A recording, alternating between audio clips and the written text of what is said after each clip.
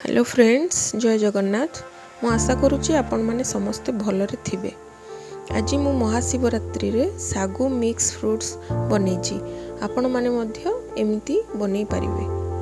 ओसा उपास रे हो एमती नॉर्मल डे रे भी बनै कि आपण खाई परिबे। चलंतु देखिबा आर बनेबार प्रोसेस।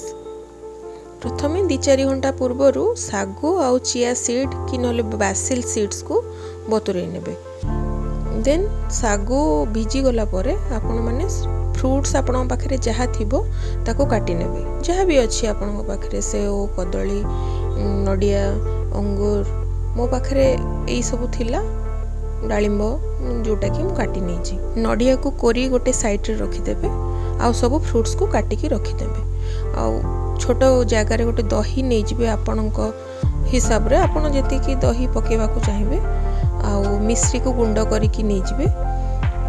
मिश्री बदल रे आपण गुड़ भी नहीं परिबे। देन से सब को मिक्स करि नेबे गोटे बड़ बाउल रे। सागु, चिया सीड आउ सब कटा जाइथिबा फ्रूट्स, नडिया कोरा, दही आपणको स्वाद हिसाब रे आउ मिठा भी आपणको स्वाद हिसाब रे पकै नेबे। सब गोळे नेबे। देन ऊपर गार्निशिंग पई किछि डालिंब मंजी आउ किछि ड्राई फ्रूट्स ऊपर पकै नेबे।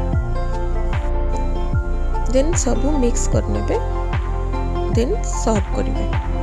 ठंडा ठंडा खाइबे, भल रहइबो आपनको देह पई भी, पेट पई भी। देखिले तो आपण माने बनेबार प्रोसेस केमती आपण माने बनांतु आ खांतु आ मते कमेंट्स करंतु केमती बनै जंती, केमती लागिला आपनको मते जणाइबे। रहिली, जय जगन्नाथ।